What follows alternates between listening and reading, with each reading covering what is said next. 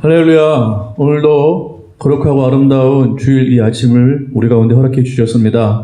우리가 복차고 감사한 마음으로 우리의 온 마음과 힘을 다해서 주님 앞에 예배하며 찬양하기를 간절히 소망합니다. 다 함께 사도신경 고백하심으로 주일 아침 예배 주님께 올려드리도록 하겠습니다. 전능하사 천지를 만드신 하나님 아버지를 내가 믿사오며 그 외아들 우리 주 예수 그리스도를 믿사오니 이는 성령으로 잉태하사 동정녀 마리에게 낳으시고 본디오 빌라도에게 고난을 받으사 십자가에 못 박혀 죽으시고 장사한 지 사흘 만에 죽은 자 가운데서 다시 살아나시며 하늘에 오르사 전능하신 하나님 우편에 앉아 계시다가 조리로서 사한 자와 죽은 자를 심판하러 오시리라. 성령을 믿사오며 거룩한 공예와 성도와 서로 교통하는 것과 죄를 사하여 주시는 것과 몸이 다시 사는 것과 영원히 사는 것을 믿사옵나이다. 아멘. 그리고 하나님께 영광과 감사 올려드리도록 하겠습니다.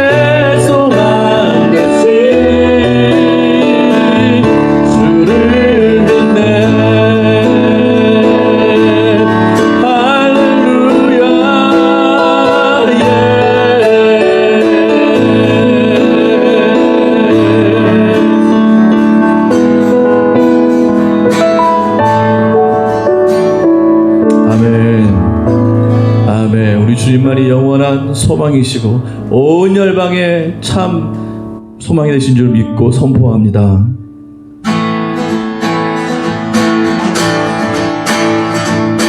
영광의 주님을 선포하며 나아갑니다. 영광의 주님 찬양하세. 모든 영광 능력 찬송 예수님께. 영광의 주님 찬양하세. 주의 백성 모두 함께 찬양하세. 두 손을 높이 들고 주 이름 찬양하는 존귀와 영광 모두 주 예수님께. 할렐루야. 영광의 주님 찬양하세. 주시고 부활하신 만왕의 왕. 영광의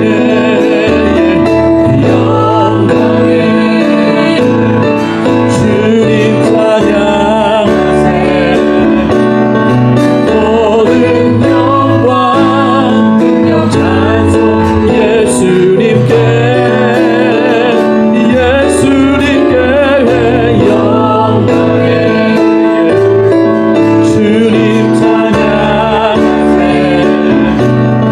주의 백성 모두 함께 찬양하세. 우리의 두 손을 높이 들고 높이 들고 주 이름 찬양. 존귀와 영광 모두 예수님께. 할렐루야. 영광의 주님 찬양하세. 죽으시고 부활하신 만왕의 왕. 우리의 두 손을 높이 드십시다. 두 손을 높이 들고 주 이름 찬양해. 존귀와 영광 모두 예수님께. 영광의 주님 찬양하세. 죽으시고 부활하신 만왕의 왕. 죽으시고 부활하신 한번 더면 죽으시고 부활하신 만왕의 왕. 할렐루야. 아멘. 할렐루야. 아멘. 우리 온 힘과 열정과 능력을 다해서 주님께만 영광을 돌릴 것을 믿음으로 선포합니다. 아멘.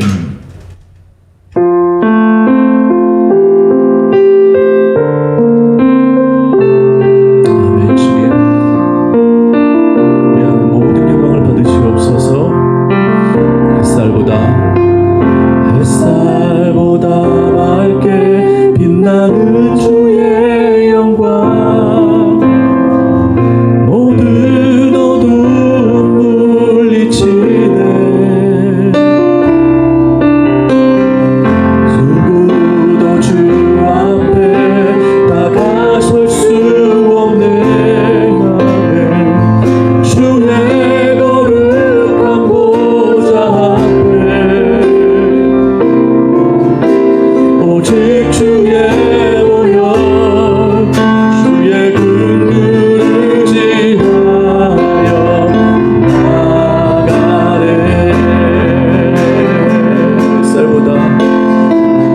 햇살보다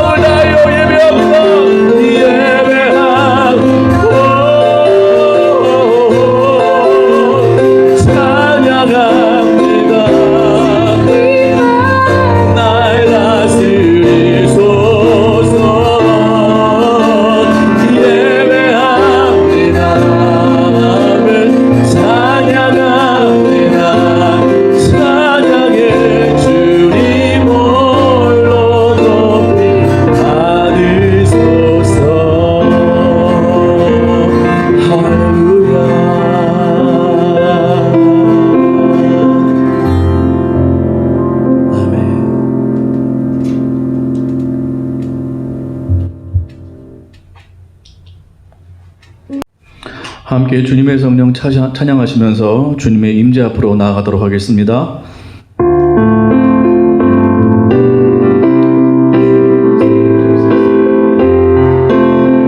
주님의 성령 오시옵소서. 주님의 성령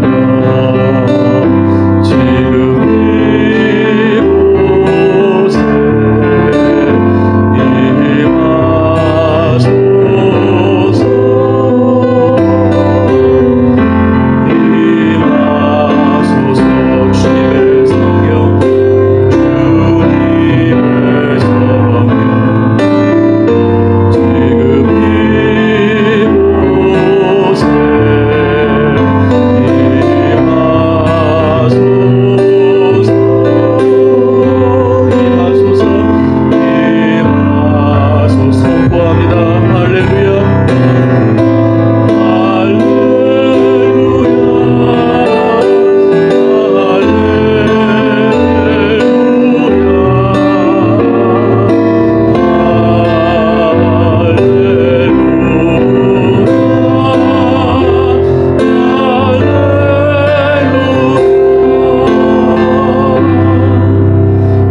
이곳에 주님의 성령 이곳에 충만하신 것을 믿고 선포합니다.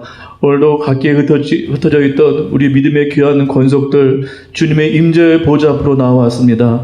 한량없는 주님의 복을 쏟아부어 주시옵소서. 상한 마음, 아버지 흐트러진 마음, 또 죄악된 마음이 주님의 성령이 강력히 임할 때 모든 것이 다 아버지 사그러지고 눈녹듯이 녹아지고 새로운 역사, 새로운 포도주, 새로운 기름 부으심의 역사가 이 예배 현장 가운데 일어나게 될 줄 믿습니다. 주님 그 은혜를 부어 주시옵소서. 우리 가운데 열망하는 마음이 불리듯 일어나게 도와주시오며 주님을 앙망하는 마음이 우리 가운데 솟구쳐 올라올 수 있도록 인도하여 주시옵소서. 이 예배를 통해서 우리가 완전히 쇄신될 줄 믿습니다. 이 예배가 그런 영광스러운 예배가 될 수 있도록 주님 우리를 인도하여 주시옵소서. 감사하고 주 예수 그리스도의 이름으로 기도하옵나이다. 아멘. 이 시간 우리가 회개하는 기도를 하도록 하겠습니다. 우리 안에 있었던 모든 죄악의 심성들, 행동들, 말들, 생각들, 느낌들, 감정들까지도 우리 주님 앞에 다 들고 나가서 이 시간 다 아뢰고 또 용서받고 사죄받고 다시 복구되는 놀라운 시간 갖도록 하겠습니다.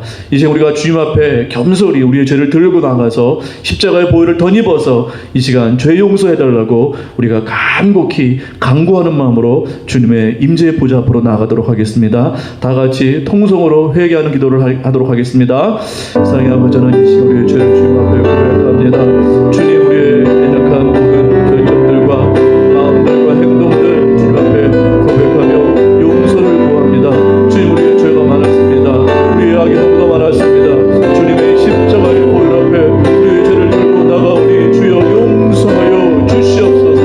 한량없이 넓으신 주님의 크신 놀라운 그 사랑과 아버지 그 용납과 그 긍휼을 의지하여 나아갑니다. 주여 우리의 죄를 용서하여 주시오며 아버지 우리 가운데 불명난 모든 부분들, 아버지 우리 가운데 상한 모든 심령들, 아버지 우리 가운데 해결되지 못된 아버지 모든 문제들이 주님의 은혜 가운데서 다 회복되어지는 놀라운 시간 될 수 있도록 인도하여 주시옵소서. 무엇보다 응답받기 원합니다. 주의 말씀을 듣기 원합니다. 주여 이 시간 말씀하여 주시옵소서. 우리가 듣고 순종하기를 간절히 소망하오니 주의 은혜로 주시옵소서. 역사하여 주시옵소서. 사랑의 주님, 주님의 용납하심과 그 긍휼을 의지하여 우리가 우리의 모든 죄를 주님 앞에 토설했습니다. 아버지, 쏟아진 이 모든 죄가 십자가의 보혈 앞에서 눈 녹듯이 다 사라지고 아버지 주의 한량없는 그 사랑과 능력과 아버지 성령 충만함이 우리 가운데 충만하게 아버지 덧입혀질 것을 믿음으로 선포합니다. 하나님 그 은혜를 부어 주시옵소서. 아버지 우리의 모든 연약함들이 다 아버지 회복으로 복구된 줄 믿습니다.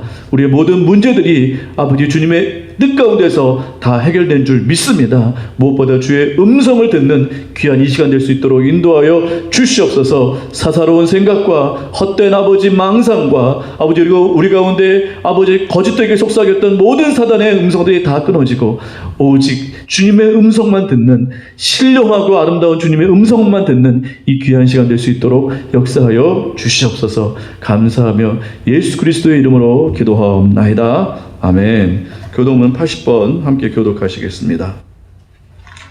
교독문 80번입니다. 고린도 후서 4장의 말씀입니다. 먼저 제가 읽겠습니다. 우리가 이 보배를 질그릇에 가졌으니 이는 심히 큰 능력은 하나님께 있고 우리에게 있지 아니함을 알게 하려 함이라. 우리가 사방으로 우겨쌈을 당하여도 쌓이지 아니하며 답답한 일을 당하여도 낙심하지 아니하며 박해를 받아도 버림받지 아니하며 거꾸로 들임을 당하여도 망하지 아니하고 우리가 항상 예수의 죽음을 몸에 짊어짐은 예수의 생명이 또한 우리 몸에 나타나게 하려 함이라. 우리 살아있는 자가 항상 예수를 위하여 죽음에 넘겨짐은 예수의 생명이 또한 우리의 죽을 육체에 나타나게 하려 함이라. 아멘. 함께 찬송가 406장입니다. 찬송가 406장으로 하나님께 영광 올리시겠습니다.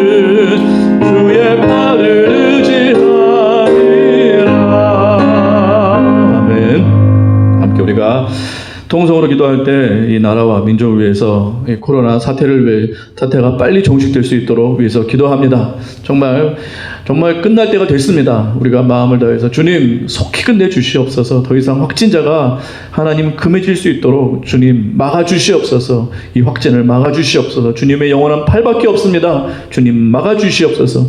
아울러서 정말 이 상황 때문에 서로 반목하고 분열하고 미워하는 일이 없도록 이제 우리가 기도했으면 좋겠습니다. 정치적인 어떠한 것으로 우리의 어떠한 그 개인적인 뜻으로 우리의 욕심으로 욕망으로 서로 분열하고 욕하고 정말 미워하지 아니하도록 정말 우리가 하나가 될 수 있도록 이 상황 가운데 서로 하나로 똘똘 뭉쳐서 우리가 서로 연합할 수 있도록 기도했으면 좋겠고, 우리 가정을 위해서 기도했으면 좋겠고, 우리 교회를 위해서 기도했으면 좋겠고, 우리 선교사님을 위해서, 저 북녘 땅을 위해서, 그 땅에 있는 우리 정말 북한 주민들을 위해서 우리가 합심으로 통성으로 기도하며 나가도록 하겠습니다. 사랑의 아버지 하나님, 이 시간 기도합니다. 주여 역사해 주시옵소서. 주여 우리 가운데 역사해 주시옵며 주의 은혜가 충만하게 임하기 원합니다. 주여 아버지 하나님, 우리 가운데 주의 은혜와 역사가 일어나게 하여 주시옵소서. 주여 이 빨리 사태가 종식되기를 원합니다. 주여 아버지 도와 주시옵소서. 주님의 영원하신 팔밖에 없습니다. 우리가 믿고 신뢰합니다. 주님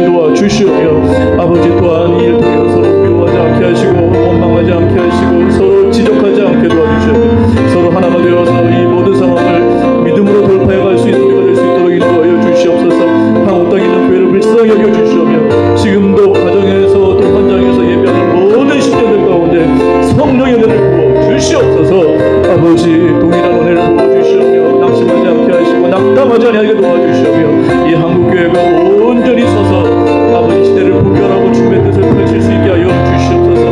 우리의 가정과 사업체와 또 아버지 하나님 모든 북한 땅과 우리 선교사님들 붙잡아 줄 줄 믿습니다. 하나님 은혜 베풀어 주시옵소서. 역사하여 주시옵소서. 아버지 도와주시옵소서.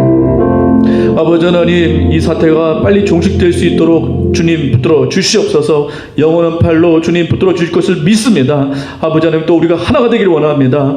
아버지, 철저히 하나가 되어서 연합되어서 아버지 하나님, 정말 세계에서도 유례가 없는 우리 하나됨으로 아버지 모든 문제들을 잘 아버지 통과하고 승리할 수 있는 우리나라 이 민족이 될 수 있도록 인도하여 주시옵소서. 세계 곳곳에 흩어져 있는 모든 바이러스가 종식될 줄 믿습니다. 역사하여 주시옵소서. 우리 선교사님들 어려운 가운데 열심히 아버지 선교하고 있습니다. 아버지 복음의 길이 막히지 아니하도록 주께서 붙잡아 주시오며 더욱더 강력한 힘과 능력을 부어 주시옵소서. 북녘 땅에 있는 저 아버지 동포들 아버지 하나님 정말 어려움 당하지 않도록 붙잡아 주시오며 아버지 함께 승리할 수 있는 귀한 믿음의 권속 다 될 수 있도록 인도하여 주시옵소서. 지금도 아버지 가정에서 여러 곳에서 흩어져 예배하는 우리 한국교회 모든 성도들의 예배를 불쌍히 여겨 주시오며 더욱더 큰 은혜로 주님 쏟아부어 주시옵소서. 주님께서 우리 가정 가운데 함께 하실 것을 믿고 감사하며 주 예수 그리스도 이름으로 기도하옵나이다. 아멘. 우리 예물을 주님 앞에 우리 동원하며 올려드리도록 하겠습니다. 주님의 기쁨 되길 원합니다. 고백하십시다. 아멘. 나 주님의 기쁨 되기 원하네. 내 마음을 새롭게 하소서. 할렐루야. 새 무대가 되게 하여 주사. 아멘. 주님의 빛 비추게 하소서.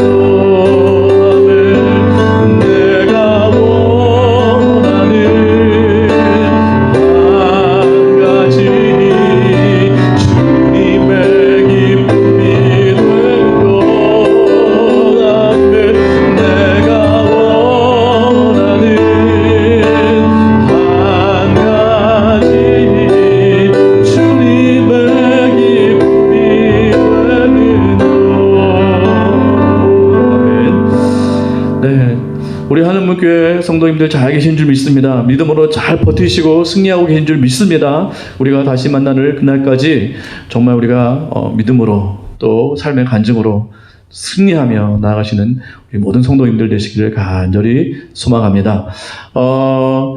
31일까지죠. 3월 31일까지 성경 통독 완료해 주시면 감사하겠고, 제가 공지하겠습니다. 그때까지 단체 카톡에 이렇게 다 읽었다고 이렇게 말씀해 주시면 감사하겠습니다. 저희가 다 이렇게 계수하고 있습니다.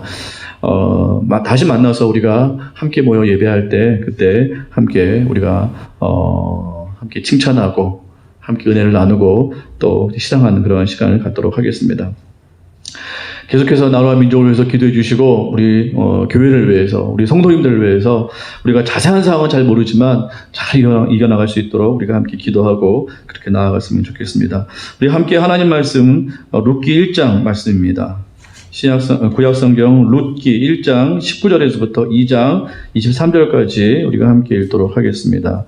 구약성경 402페이지에 있죠. 402페이지는 룻기 1장 19절에서 2장 23절까지의 말씀을 우리가 함께 읽도록 하겠습니다. 19절부터 읽습니다. 이에 그 두 사람이 베들레헴까지 갔더라. 베들레헴에 이를 때 온 성읍이 그들로 말미암아 떠들며 이르기를 이가 나오미냐 하는지라. 나오미가 그들에게 이르되 나를 나오미라 부르지 말고 나를 마라라 부르라. 이는 전능자가 나를 심히 괴롭게 하였음이니라. 내가 풍족하게 나갔더니 여호와께서 내게 비어 돌아오게 하셨느니라. 여호와께서 나를 징벌하셨고 전능자가 나를 괴롭게 하셨거늘 너희가 어찌 나를 나오미라 부르느냐 하니라.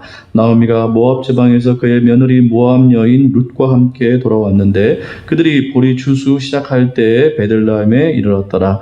나오미의 남편 엘리멜렉의 친족으로 유력한 자가 있으니 그의 이름은 보아스더라.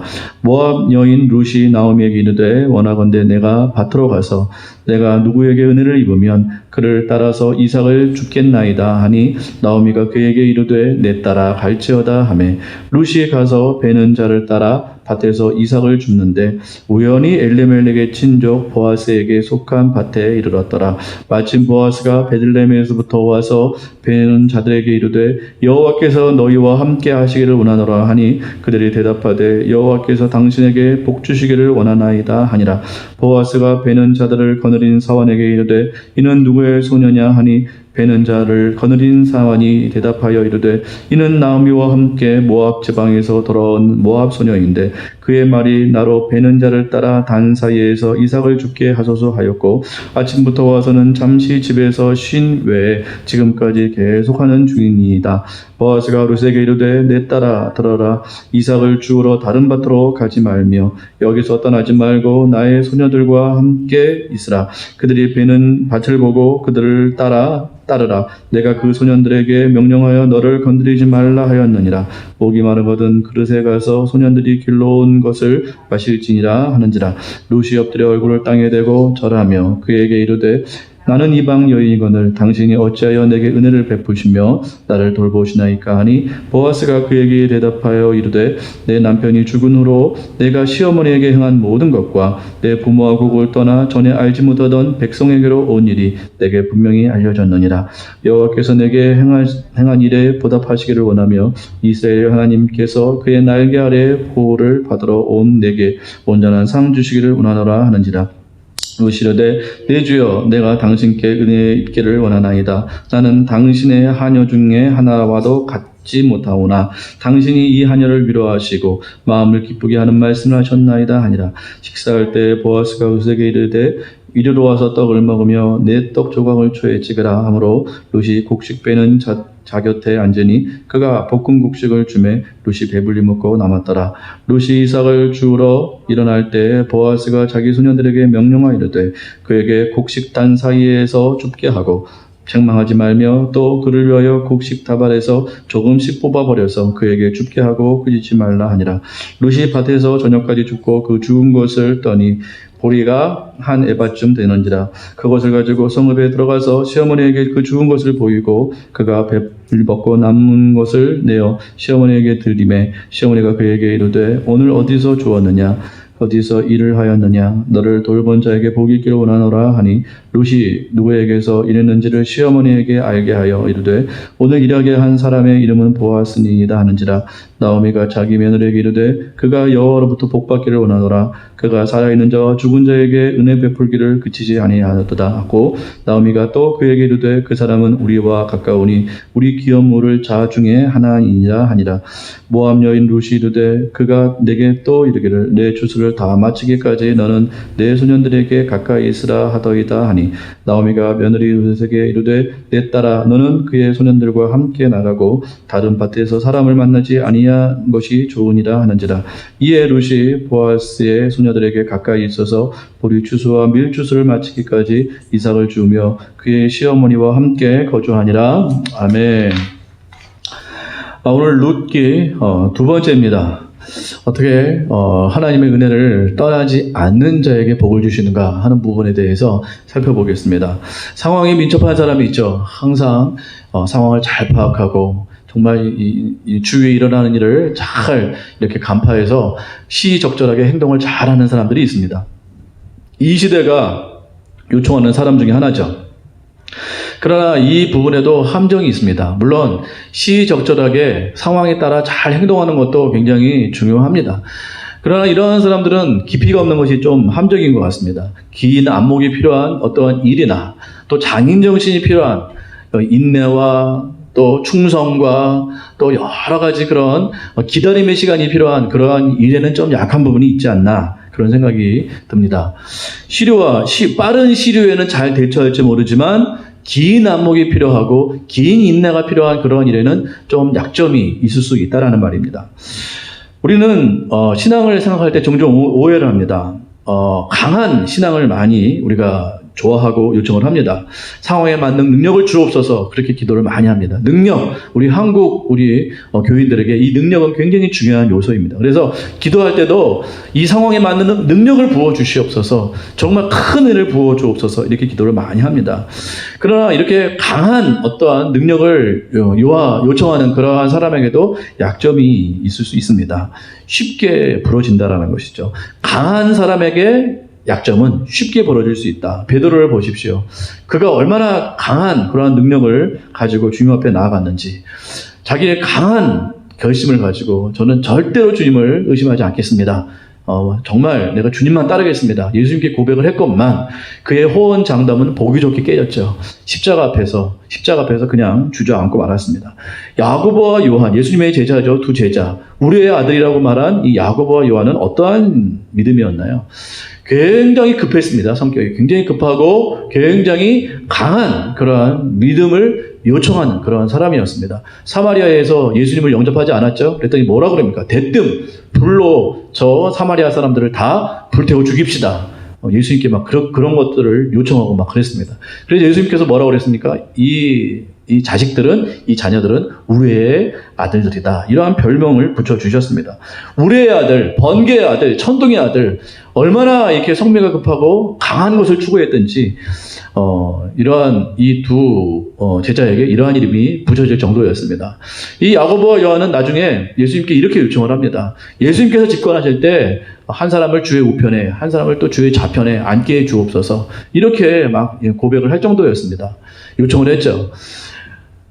시를 잘 탔죠. 예수님께서 집권하실 것 같다. 이 예수님이 능력이 많은 분인데 예수님이 집권을 하면 한 사람은 우편에, 한 사람은 좌편에 그렇게 앉아서 우리가 세력을 차지하자. 이렇게 얘기할 만큼 굉장히 시류에 빨랐습니다.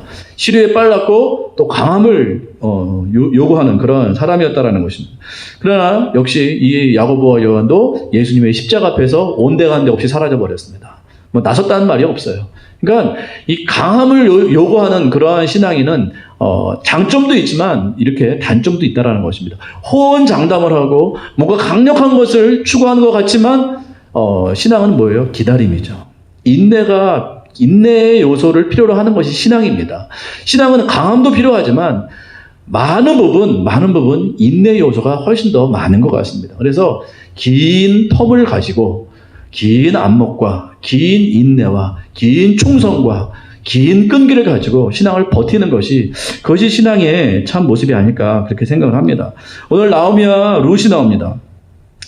이들이 베들레헴에서 돌아왔죠. 사람들이 나오미를 보고 야 나오미다 라고 말했더니 나오미가 내 이름을 나오미라고 부르지 말라고 말합니다. 나오미 뜻이 뭐예요? 나의 즐거움 아니에요.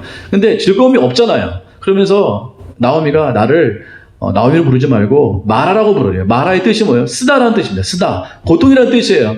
나는 쓴 영이다. 내가 풍족함을 가지고 이 땅에서 나갔는데 결국 돌아올 때는 뭐만 들고 나왔어요? 텅 빈 것만 들고 돌아왔다. 이렇게 말을 하고 있습니다. 흉년이 들었을 때 내 풍족함을 지키고자 모압 땅으로 떠났는데 뭐만 남은 거예요? 껍데기밖에 안 남은 거예요. 텅 비었다라는 거예요. 이것이 마라라고 지칭하라고 말한 이 나오미의 그런 모습이었습니다. 이 신앙의 위험 아니겠습니까?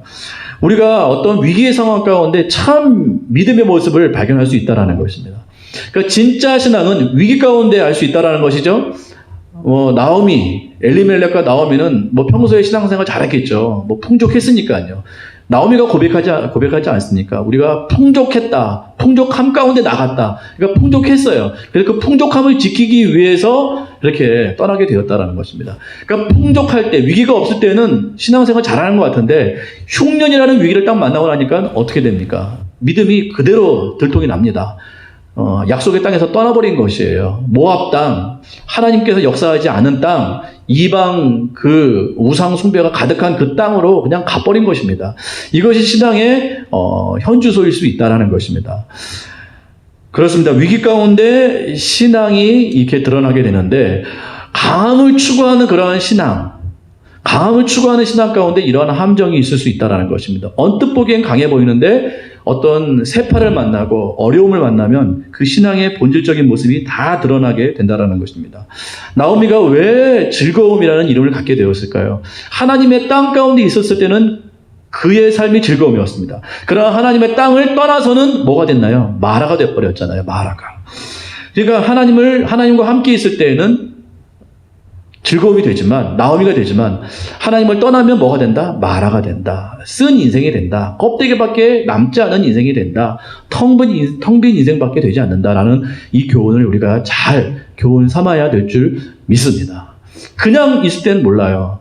그냥 있을 땐 모르는데, 풍족할 땐 모르는데, 위가 닥쳐오면 그 사람이 진짜 하나님만을 붙드는 신앙인지, 아니면 하나님을 떠나서 텅 비게 되는 그러한 허망한 인생인지, 그러한 신앙인지 우리가 잘 알 수 있게 된다는 것입니다. 이제 추수할 때가 되어서 롯이 이제 이삭을 주우러 나갔습니다. 그가 뭐 밭이 있어서 추수한 것이 아니고요. 밭은 없는데 그냥 이삭 줍기 하러 간 거예요. 이삭 줍기는 율법의 하나의 항목입니다. 그래서 가난한 자, 고아, 과부, 나그네 이러한 자들을 위해서 내 귀퉁이에 밭에 내 귀퉁이를 자르지 말았어야 돼요. 왜냐하면 그들이 그 귀퉁이에 있는 그 곡식을 먹도록 하기 위함이었습니다. 그리고 추수하다 흘린 곡식은 줍지 말아야 돼요. 그것도 역시 가난한 자들이 그걸 주워서 먹을 수 있도록 하기 위한 하나님의 배려였죠. 그러니까 율법 안에 이게 포함되어 있어요. 그러니까 율법은 하나의 은혜의 어떠한 보완책입니다. 은혜의 법이라는 것이에요. 그러니까 율법은 힘든 것, 나쁜 것, 우리를 힘들게 고통스럽게 하는 것 이것이 아니고요. 율법은 하나님의 은혜의 보완책이다. 은혜의 어떠한 하나님의 귀한 장치다라는 것을 우리가 잘 알면 좋겠죠. 율법은 하나님의 은혜의 장치다. 라는 사실을 꼭 깨달았으면 좋겠습니다. 자, 롯이 이제 이삭을 줍는데 우연히 누구의 밭으로 갔어요? 보아스의 밭으로 갔습니다. 보아스는 유력한 자였습니다. 유력하다라는 것은 굉장히 이렇게 저명하다, 또 재산이 많다, 뭐 여러 가지 것들로 해석할 수 있는데 어쨌든 보아스는 굉장히 넉넉하고 또 덕망이 있고 그러한 사람이었습니다. 그 사람 밭에 갔어요. 근데 3절 보니까 우연히 갔다 그럽니다. 그리고 4절에 보니까 마침 롯이 밭에서 이렇게 이삭 줍기를 하고 있었을 때 보아스가 자신의 밭에 마침 왔다라는 거예요. 마침. 자, 3절과 4절. 우연 같죠? 이렇게 어떻게 보면 이게 어떤 사건인 것 같습니다. 그래서 우연히 일어난 사건 같아요. 성경에 그렇게 기록되어 있으니까. 근데 이게 우연일까요, 과연? 룻이 보아스 밭에 간 게 우연일까요? 아니면 하나님의 장치일까요? 하나님의 장치죠. 우리는 알고 있죠. 그러나 룻의 입장에서는 그게 우연이라는 거예요. 룻의 입장에서는 우연히, 룻의 입장에서는 때마침 이렇게 말할 수밖에 없지만 성경은 분명히 기록되고 있습니다. 뭐라고 기록되어 있는가? 이것은 하나님의 은혜의 손길이다. 은혜의 장치다라는 것입니다. 이게 굉장히 중요한 인사이트라는 것이에요.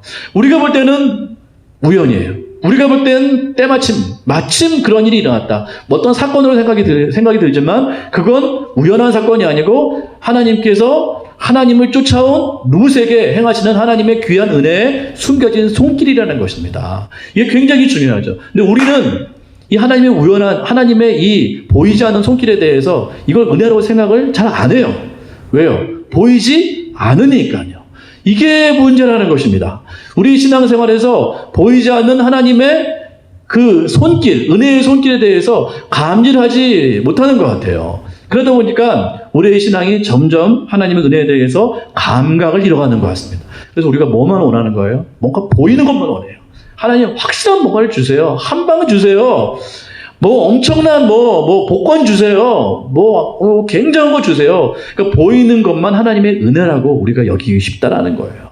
근데 보세요. 하나님의 은혜는 거의 대부분 보이나요? 보이지 않아요? 보이지 않아요. 근데 하나님의 손길이 우리를 지금 어떻게 하고 있어요? 작동시키고 있어요. 하나님을 선택하고 하나님을 붙잡아 하나님 땅에 온 이 룻에게 하나님께서 보이지 않게 우리가 볼 때는 우연히, 우리가 볼 때는 마침 이거지만 하나님은 그러한 룻에게 보이지 않는 손길로 지금 어떻게 하고 있는 거예요? 선한 길로 지금 인도하고 있다는 것입니다. 은혜의 길로 지금 인도하고 있다는 것이에요. 이걸 발견하는 것이 뭐예요? 이것이 바로 믿음의 실력이라는 것입니다. 보이는 건 너무 너무 이건 악의스러운 거예요. 너무 유치한 거예요. 왠지 아세요? 우리가 어떤 아이들에게 뭘 줄 때요. 아이들에게 줄 때는 보이게 줘요. 보이지 않게 주지 않습니다. 왜냐하면 모르니까. 발견하지 못할까봐. 자, 이거 1,000원이야. 뭐 이거 10,000원이야. 이거 꼭 주머니에 넣어. 이거 삼촌이 주는 거야. 아저씨가 주는 거야. 이렇게 하고 줘요. 왜요? 보이도록 하기 위한 이거 말을 해야 애가 알아듣고 그걸 잘 간수할 수 있으니까. 어른들한테 이렇게 하는 사람이 있습니까? 어른들한테는 보이지 않게 주죠. 진짜 성숙한 사람에게는 유치하게 보이게 하지 않습니다. 남 모르게 합니다. 남 모르게. 그리고 나중에 깨닫게 되는 것이죠. 아, 이게 이 사람이 이렇게 나한테 배려했구나. 날 이렇게 도왔구나. 나중에 깨닫고 나중에 발견하지 않습니까? 그러니까 성숙한 사람에게는 보이지 않게 행한다라는 것이에요. 근데 유치한 아이들에게는 보이게 줘요. 항상 사탕, 이렇게 보이는 몇 1,000원짜리, 10,000원짜리 보이게 여기 있다, 잘 간수해. 이게 아이들한테 이렇게 한다라는 거예요. 그러니까 우리는 지금 하나님 앞에 보이는 걸 달라고 한다라는 것은 우리의 신앙이 아직도 뭐예요? 아직도 어리다라는 것이에요. 하나님 저한테 보이는 거 주세요. 그래야 믿겠습니다. 보이도록 역사해 주세요. 뭔가 대단한 거 주세요. 이건 아직도 우리의 신앙이 아직 어리다라는 거예요.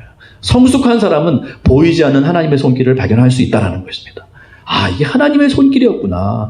우리가 볼 때는 우리가 느끼기에는 이게 우연인 것처럼 보이고 우리가 볼 때는 마침 뭐가 일어난 것처럼 어떤 사건적인 것처럼 보이지만 이건 우연이라는 것이 아니라는 것입니다. 하나님의 놀라운 숨겨진 손길이라는 거예요. 그걸 발견하고 하나님께 감사할 수 있는 사람이 성숙한 신앙이라는 것입니다. 그러한 사람에게는 항상 감사함이 넘칩니다. 이것도 하나님께서 하셨구나. 또 앞으로 하나님께서 숨겨진 어떠한 역사로 내 삶을 이끄시겠구나라는 믿음이 있다는 것이죠. 그걸 가지고 하나님께 감사한다는 것입니다. 어떠한 사람이 신앙이 강하겠습니까? 항상 보이는 것만 쫓는 사람이겠습니까? 아니면 보이지 않는 하나님의 손길을 믿고 신뢰하는 사람이겠습니까? 어떤 신앙이 성숙한 신앙입니까? 어떠한 신앙이 발전적인 신앙입니까? 당연히 후자죠. 당연히.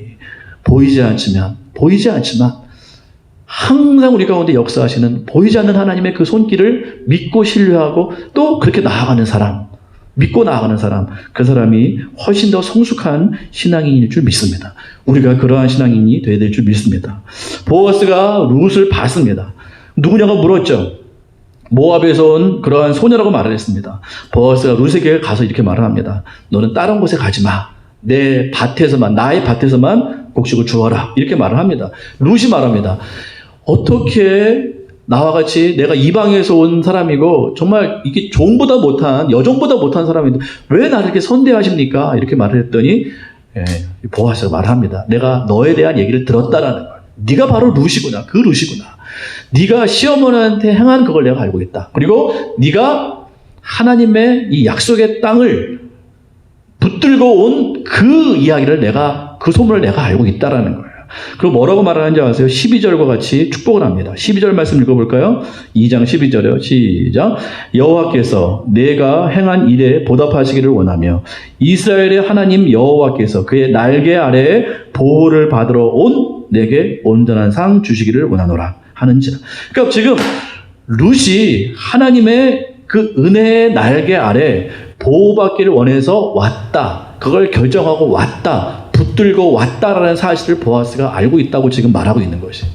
그러니까 보아스가 왜 룻에게 지금 선대하고 있나요? 왜 도와주고 있나요? 룻의 결정 때문에요. 하나님의 은혜의 날개, 그 보호의 날개를 알고 그 밑에 숨고자, 보호받고자 왔다라는 사실을 알기 때문에, 그걸 알았기 때문에 지금 보아스가 지금 은혜를 베풀고 있다라는 것입니다.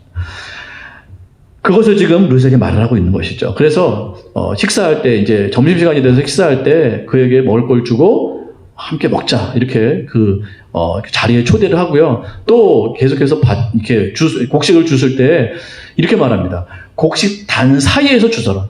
이렇게 배려를 합니다. 길에서 주지 말고 아예 들어와. 곡식 단 안으로 들어와서 거기서 주스래요. 떨어진 걸. 그리고 그 종들에게 뭐라 그러는지 아세요? 일부러 흘리래요. 뽑아서 버리래요. 주술 수 있도록. 이와 같이 은혜를 지금 엄청난 은혜를 베풀고 있다는 것입니다. 나오미하고 지금 얼마나 반대인지 모릅니다. 나오미는 뭐죠? 풍족함을 지키기 위해서, 위기의 때에 자신의 풍족함을 지키기 위해서 하나님의 땅을 떠났다면, 룻은요, 위기의 때 아무것도 없었지만 하나님의 약속의 땅에 보호받기 위해서 왔다라는 거예요. 나오미는 텅 비어버렸죠. 풍족함 가운데 텅 비어버렸죠. 룻은요, 텅 비었었죠. 그러나 하나님의 은혜가 이 룻에게 채워지기 시작한다는 것입니다. 이게 완전히 다 지금 반전이 일어나고 있어요. 반전이, 역전이 되고 있다는 것입니다. 풍족함을 지키기 위해서 떠났던 나오미에게는 텅 빈이라고, 텅 비었던 룻에게는 하나님의 은혜로 말미암아 룻의 인생 가운데 지금 풍족하게, 풍성하게 채워지고 있다는 것이에요. 계속 채워지는 역사인 것입니다. 야, 우리가 무엇을 우리가 선택을 해야 됩니까?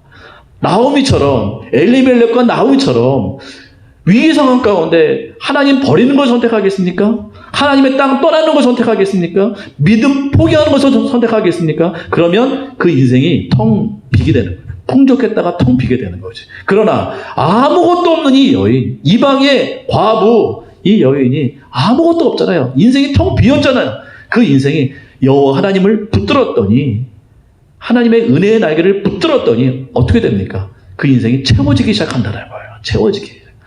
이게 놀라운 하나님의 역사라는 것입니다. 이게 이론은 쉬운데 위기의 상황에 닥쳤을 때 우리가 누구를 붙드는가를 알 수 있어요. 무엇을 붙드는가? 과연 이 어려운 현실 가운데 정말 하나님을 붙드는가? 이 위기의 상황 가운데 정말 약속의 땅을 붙드는가? 아니면 나의 어떠한 계산을 붙드는가? 이건 위기를 당해봐야 할 수 있습니다. 위기의 순간에 내 안에 있는 그 풍족함을 지키고자 세상 것을 이렇게, 세상의 방법들을 선택하는 사람들이 꽤 있어요. 나오미처럼, 엘리멜렉처럼 그걸 지키고자, 풍족함을 지키고자 세상의 것들을 붙들면 반드시 텅 빔이 일어납니다. 그러나 룻처럼 하나님을 붙들기로 결정을 하면요, 하나님께서 채우세요. 하나님께서 그 빈 인생 가운데 하나님께서 채우신다라는 것입니다. 이 사실을 분명히 알아야 돼요. 이 사실을. 주식을, 요새 제가 경제 어떤 유튜브를 많이 보고 있는데요.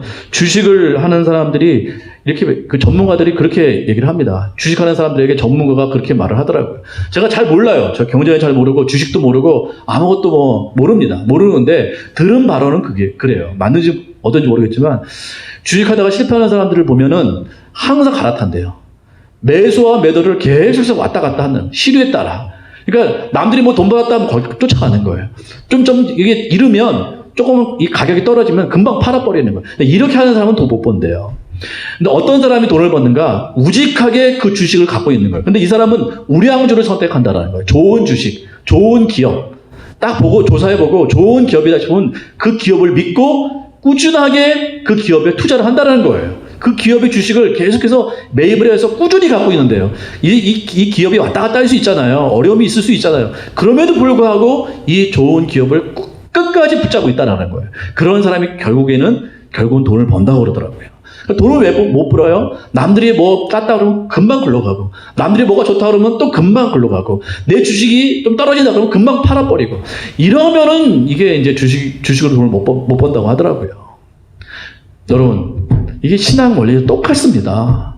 누가 뭐 한다 그러면 금방 시류에 따라 뭐 팔아버리고, 이게 보면은 교회를 다니긴 다니는데 세상에 왔다 갔다 하는 사람이 있어요. 근데 그 사람은 교회 다니는 것 같기도 하고 세상에 속한 것 같기도 하고 애매합니다. 때로는 교회 가끔 나와요. 그러다가 또 어느 때 보면 교회 안 나와요. 또 세상에 속해 있어요. 그러다가 또 교회 왔다가 또 세상 갔다가 왔다 갔다 하는 사람들이 꽤 있어요. 그러니까 시류에 따라 왔다 갔다 하는 거예요. 바쁘면 그냥 거기에 막 있다가 또 뭐 나올 만하면 또 나왔다가 또 뭐 어느 때는 기도 좀 했다가 또 뭐 안 했다. 이게 정신이 없어요. 이런 사람들의 신앙이 굳건하지가 않고 신앙의 열매가 별로 없어요, 사실은. 어렵더라도 끝까지 우리 가운데 우량주가 누굽니까? 하나님 아니에요?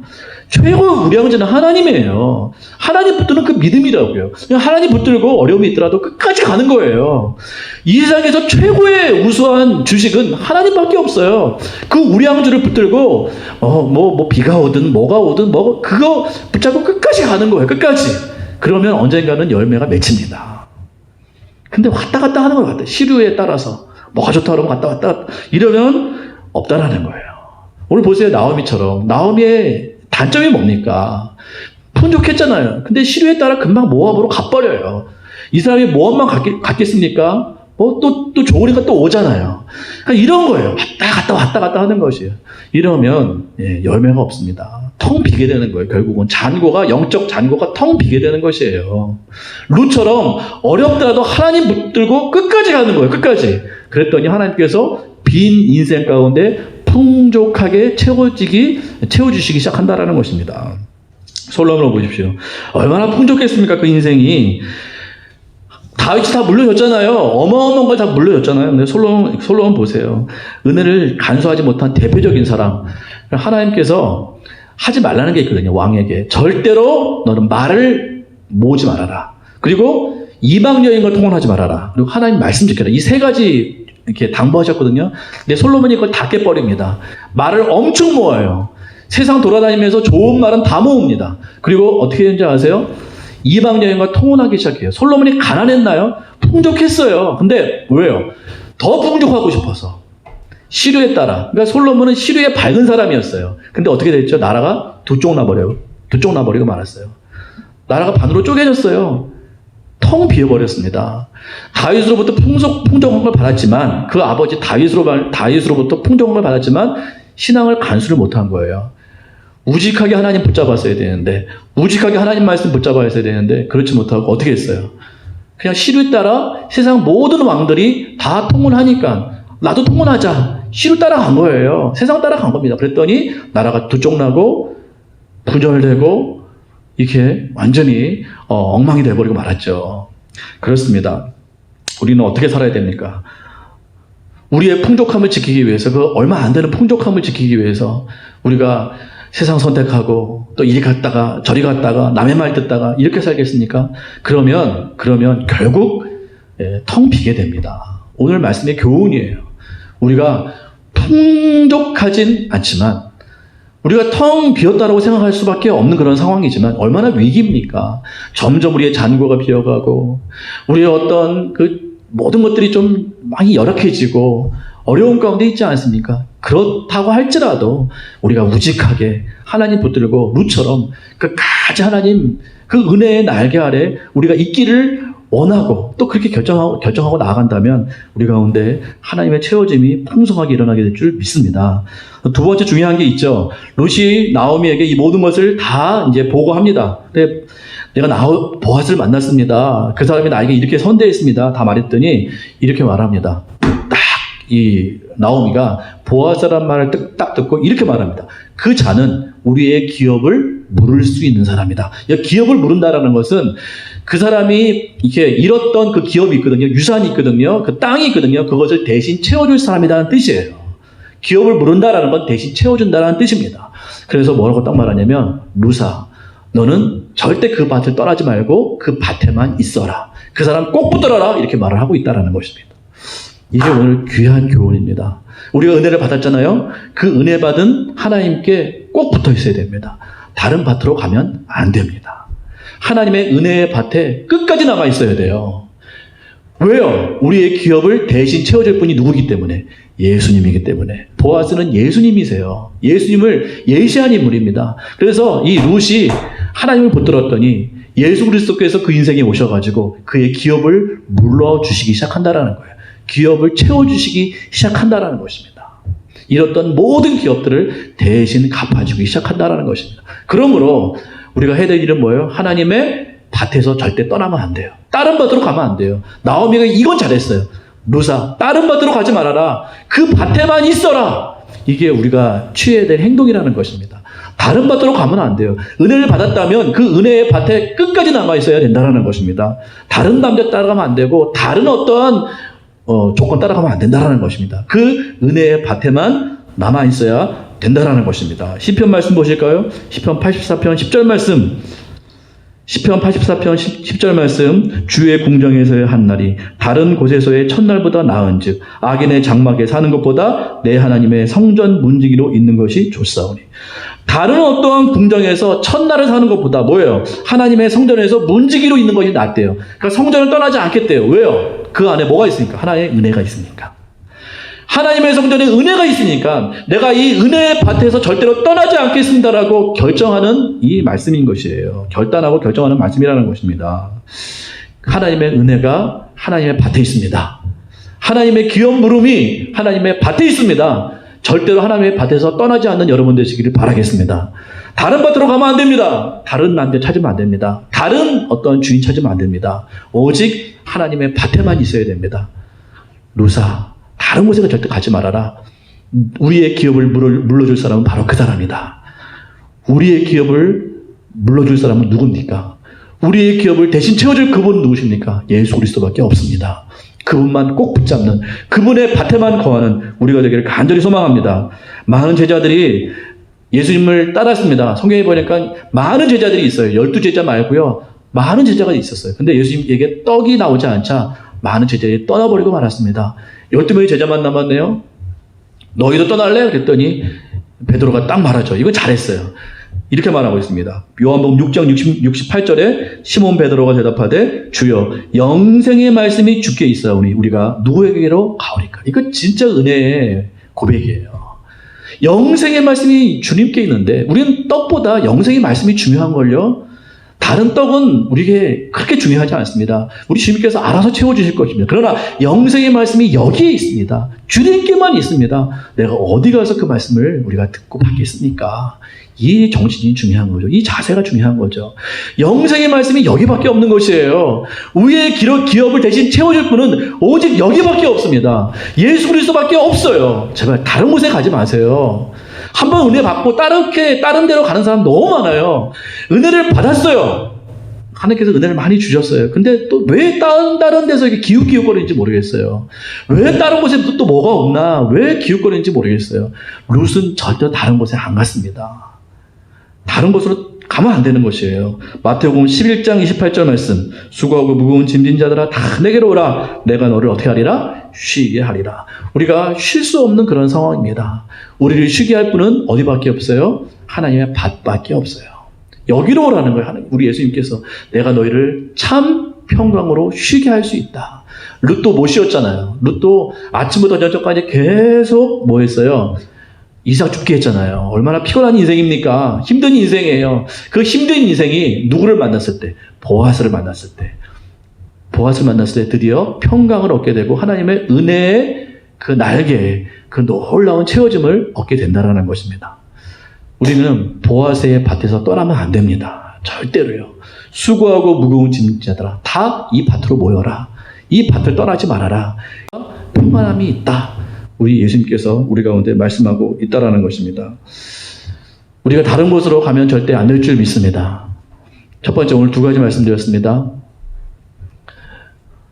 나오미와 룻의 정반대죠. 위기의 순간에 이 흉년의 시기에 우리가 누구를 붙잡는가? 여기에 따라 텅 빈 인생이 어떻게 될 수 있어요? 풍족한 인생이 될 수 있다. 은혜의 인생이 될 수 있다. 이게 첫 번째였고 두 번째. 한번 은혜 받았어요? 그러면 떠나지 마세요. 그 밭에 계속 있으세요. 왜요? 우리의 기업을 전국적으로 채워주실 분은 바로 우리 하나님밖에 없으니까. 예수님밖에 없으니까. 그 밭에서 절대 떠나면 안 됩니다. 우리가 이 말씀을 붙들고 우리 인생 가운데 강력하게 적용해서 승리하시는 우리 귀한 우리 하늘문교회 모든 성도님 되시기를 간절히 축원합니다. 함께 우리가 기도하시겠습니다. 우리 말씀을 가지고 주님 정말 우리가 떠나지 않게 해주시옵소서. 위기의 순간에 주님 결정할 수 있게 도와주시옵소서. 자꾸만 시류 따라 이것 따라 저것 따라 왔다 갔다 하지 않게 도와주시고 오직 최고의 우리 양주, 최고의 우리의 안전한 터전 예수 그리스도 붙잡고 우리가 계속해서 살아갈 수 있도록 역사해달라고. 두 번째, 한 번 은혜 받았으면 다른 데로 떠나지 않도록 이 은혜를 꼭 기억하고 우리의 기업을 채워줄 분은 우리 하나님밖에 없으니까, 예수님밖에 없으니까 예수님 붙들고 우리가 온전히 살아갈 수 있도록 우리가 기도하며 나가도록 하겠습니다. 다 같이 기도하십니다. 사랑의 아버지 하나님, 이 시간 기도합니다. 아버지 하나님, 우리의 삶이 오직 주님만 붙잡는 인생 되기를 원합니다. 아버지, 시류 따라 살지 않게 해주시옵소서. 왔다 갔다 하지 않게 해주시옵소서. 우리의 인생이 텅 비어버렸습니다. 아버지, 우리 인생에 아무것도 없습니다. 그러나 주님 붙들면, 보아스 만나면 하나님 우리의 인생이 채워지기 시작할 줄 믿습니다. 텅 비었지만 완전히 채워지게 될 줄 믿습니다. 아버지, 또한 우리가 받은 이 은혜를 가지고 그 밭에 살게 하여 주시옵소서. 그 밭에서 떠나지 않게 해주시옵소서. 왔다 갔다 아버지 다른 게 뭐가 있나 세상 바라보지 않게 도와주시오며 주님의 은혜의 밭에서 우리가 온전히 살아갈 수 있도록 인도하여 주시옵소서. 우리의 기업을 대신 채워줄 분은 예수님밖에 없습니다. 우리가 믿고 담대하게 믿음으로